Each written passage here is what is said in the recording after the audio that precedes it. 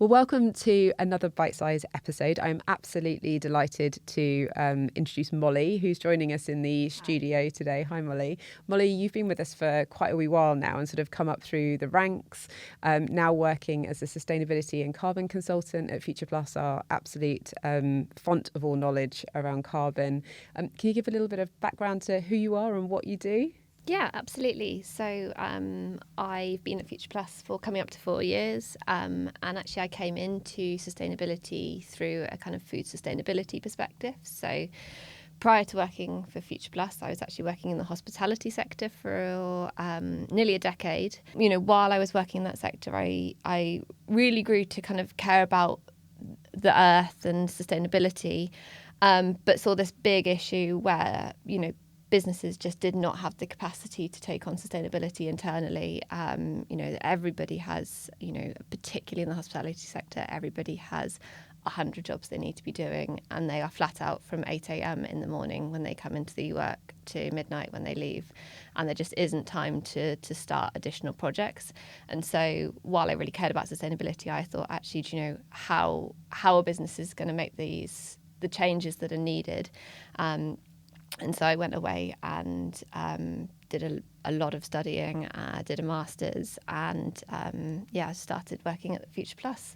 It would be great to talk a little bit about the consultancy and the carbon today of what we do. But just to kick us off, can you give us a little bit of background of what kind of clients that you're working with and what they're typically coming to you or to us to solve? Typically, I mean, we see a huge range of clients coming to FuturePlus, but I think typically when I'm having those introduction conversations with clients, I'd say clients fall into kind of 3 different categories of like what they're looking to solve by coming to us. And so I guess the first type of client we would see will be businesses that have a specific problem that they want us to be able to help them address. So that might be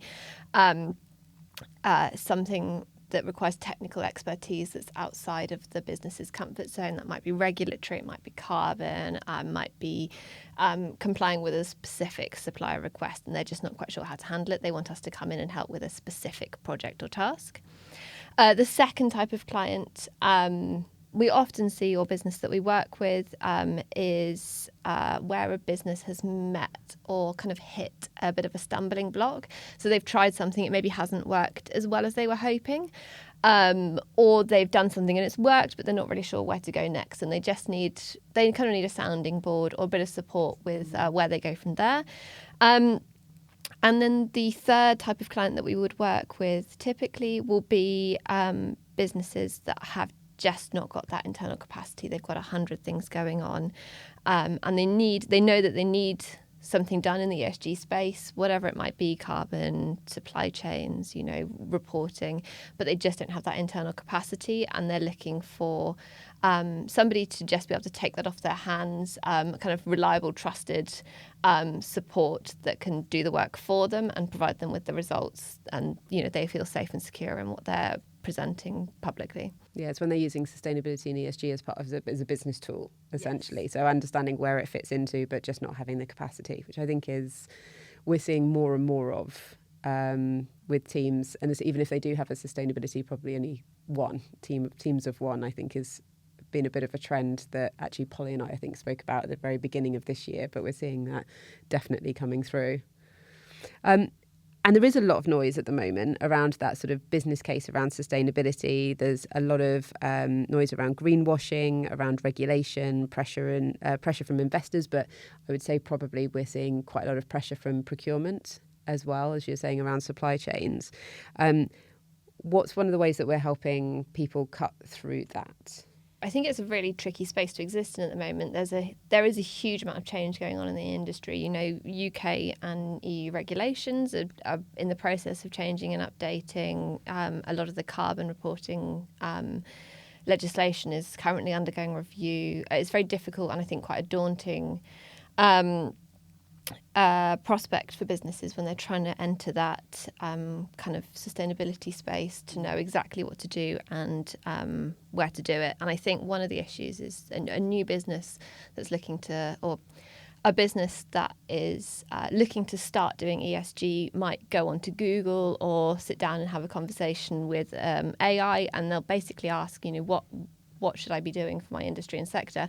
And what the kind of the Google search results you're going to get are the businesses that have been doing it for years, know exactly what they want to be talking about, have a really curated kind of public-facing strategy. What you won't see when you Google a kind of sustainability in my sector is all of the the hundreds of businesses, the majority of businesses that are still in the early stages, that are still figuring out what sustainability looks like for themselves. And I think going from 0 to 100 can be quite a scary thing. And so what we often do with businesses is sit down and we want to know, what do you want to do and why do you want to do it? And once we know those questions, I think it becomes a lot clearer, and just ignore everybody else for the time being. Focus on what it really, what does sustainability mean to your business, and we can help you get there. And I think Alex, we've talked a little bit about this before, but this idea of there's a lot of businesses out there that are doing really, really good things. There's internal experts and there's people internally that are working on sustainability and doing often in like little silos. There'll be somebody that's really taken ownership of the recycling, somebody's really looking at sustainable materials, but sometimes it's not a cohesive strategy, and sometimes it's also quite vibes based. So you've got businesses doing sustainability sometimes quite well because they know it's the right thing to do, but actually if somebody were to sit down, or if they were to be asked, prove what you're doing, that's sometimes where they'll hit a stumbling block, is not having that evidence. And so I think both FuturePlus, the platform, and the consultancy team, one of the things that we look to do is sit down with a business. Where are you? Where do you want to be? Let's look at what you've got that you are able to prove that. And if you're missing gaps or you need to fill in the spaces, then let's do that, because what we want is businesses to feel confident when they're talking about sustainability, and make sure that they've got the data to back it up. I have stolen your line that you threw out in a training session more than once around verified, not vibes. And we see, I think it's really true. We see lots of companies that are just doing, they want to do well, they mean well. There's so much good intent there. It's just that structure and that framework and that evidence piece, which I think you and the team are really good at bringing in to what that looks like, and taking a very pragmatic, very practical approach to this is materially important to you, this makes commercial sense. And here is something that you can actually almost tangibly grasp, rather than what do you do? Oh, we do all this cool stuff, and this person, like you say, I think it really brings that all together. So yes, verified, not vibes, which I will continue to steal.